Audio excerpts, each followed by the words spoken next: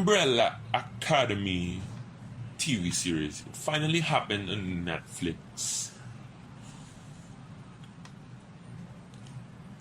The launch of the first season and the release of 10 episodes.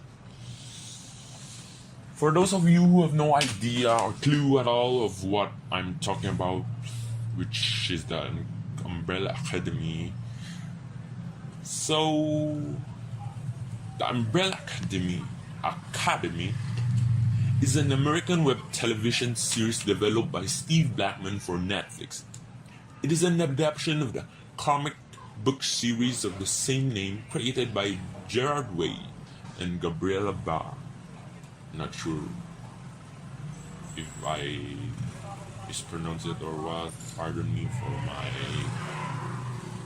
pronunciation. And published by the Dark Horse Comic. The plot revolves around the dysfunctional family of superheroes who reunite to solve the mystery of their father's death, the threat of the apocalypse, and more. So guys, let me read to you the premise of this story to start. So on October 1, 1989, 43 women around the world gave birth simultaneously, despite none of them showing any sign of pregnancy until labor began.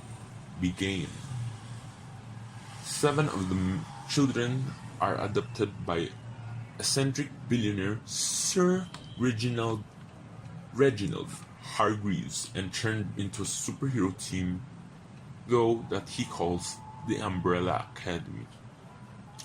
Hargreaves gives the children numbers rather than names, but they eventually come to be known as Klaus, Luther, Diego, Allison, Ben, and Vanya. Number 5 is never named. While putting 6 of his children to work fighting crime, Reginald keeps Vanya apart from her siblings' activity as she seemingly has no power of her own.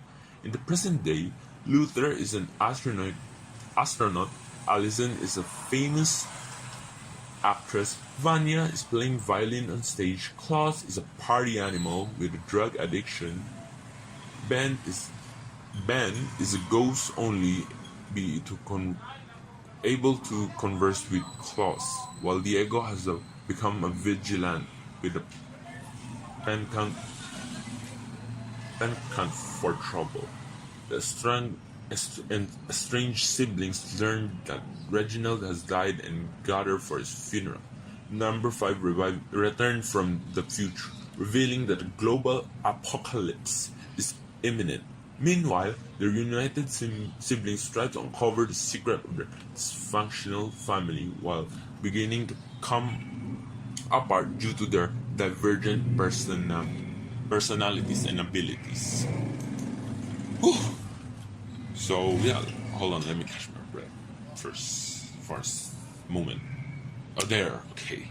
So, wow, so far the best yet to come for Netflix, I see.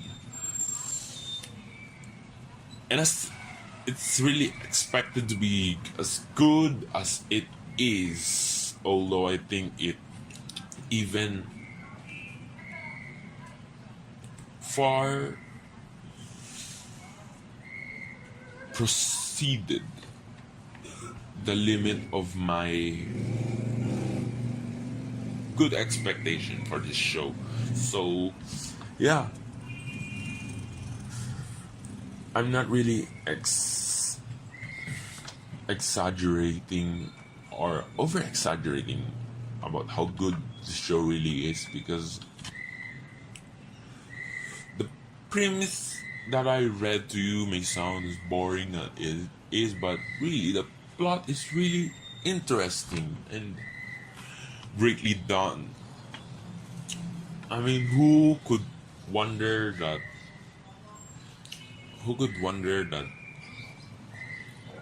it sounded so magical with the 43 women around the world giving birth gave birth simultaneously, then none of them showed any sign of pregnancy until labor began. And then out of those 43, 7 of them were adopted by this billionaire mysterious man. Or not. Who knows, right? He's quite mysterious to the point that we're not even sure if it's really a human. It's based on my whoops. Never mind that, spoiler alert. Anyway, please do read on your own at your own risk and watch it at your own risk. But then again, spoiler alert, so if you don't want to get spoiled, I suggest you better leave or click out of the video, something like that, or watch something cooler that won't spoil our video. So, if everything's cool with you, then let's proceed. So, yeah, like what I've said, the plot is really amazing. And it's really twisted with things and all those happening. It's really quite unexpected, because all throughout the show has many twists and turns that will make you wonder and double think like, what? And you're just gonna have this WTF or WTH look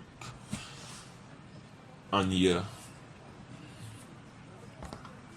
The show is really interesting as much as each character. I mean, if you read and know their powers, they're really like although the family is dysfunctional, the show only just showed you that they really needed each other, and the possible weakness of them is falling apart, due to their divergent personalities and abilities. They're really not broken, actually. They're just misguided and, quite lost. Because think about it. That one really funny thing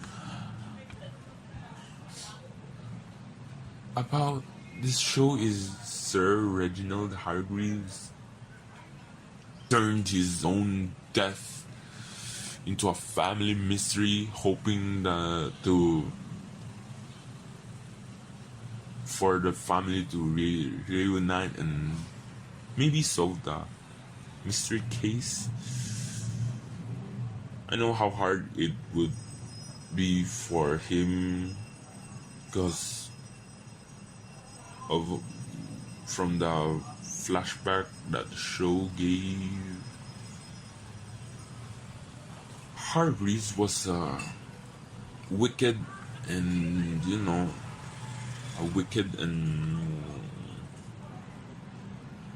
grumpy old man.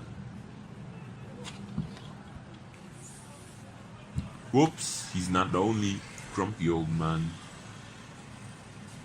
as well. Okay, scratch that part. I'm not even sure what I'm saying about. Anyway, Hargreaves is really a wicked man when he was still alive, and I could understand it, how his children hated him so much. I mean, if he's my stepdad and he acted the way he did on the show and has the same personalities, I would have just leave as early as, I don't know, as young maybe, because his trait and attitude is quite intolerable. So I guess there's a point of them leaving, of the family broken apart. So yeah, you see, that's that interests me more, is how he's trying to bring back the family only to further make it worse, but at the same time slowly recovering. You get what I mean? I don't know what you're saying, but my point is just, you know, this show. The one thing more that I loved about this show is there's a lot of this moment that you're close to getting at it, but then eh, no, not yet, or no. So you're coming to this near the point, and you got go back, few steps, then go. You know, the cycle is just continuous, but that is the one thing that keep this show going and interesting. For the characters, I love them all. Love them all except for the grumpy, wicked man, Sir Reginald Hargreaves, that thankfully had died, because I might not stand it watching him talk, act, and just live life, you know. But woo, too bad for me. I guess we're gonna have that for second season. The throwback. No, it's not throwback. The flashback, the time travel, and that the going back to the past. And wow, poor Pogo.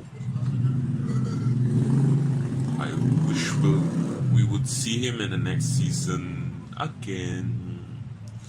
And all this time, I really felt like I'm stupid for actually not noticing that from the very start you could have guessed who made the apocalypse happen, right? But it's a good thing, you know, they're trying to fix things up then, and they ended up screwing it. Then wow, apocalypse happened again. You know, there's another thing that made me love the show is how Cha-Cha and Hazel, the two supposed to be bad-looking, badass assassin, gave us the notion of idea of thinking that they're not just the bad guy in the show. They're gonna make the show interesting. They're gonna make us love them. Good job, guys. You are the best of the best when it comes to acting. I really love the duo, you know. So they just kept the show going and, you know, make it interesting even more. Aside from the mystery that's going on, and then the backstory each character has. I think the season 2 will be a better one now that they have a clue already, and maybe it will seem to be better, the relationship they're having with one another, that they sort of understand each other's life. And well, we may be having Ben for the second season, which is a good thing because we have no clue aside from he died early. in this show. Yeah, and with the powers he had, it's just not enough for us able to know his character more or better. But then again, overall the show was good, and I really hoping to see the second season sooner than most of the show. And for the show as good as this, I may give it a rating of 100%. Really, you guys deserve this. If I were to critique and rate you guys, it's really 100%.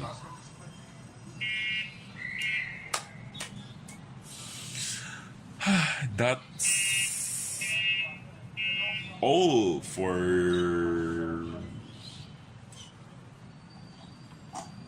the Umbrella Academy.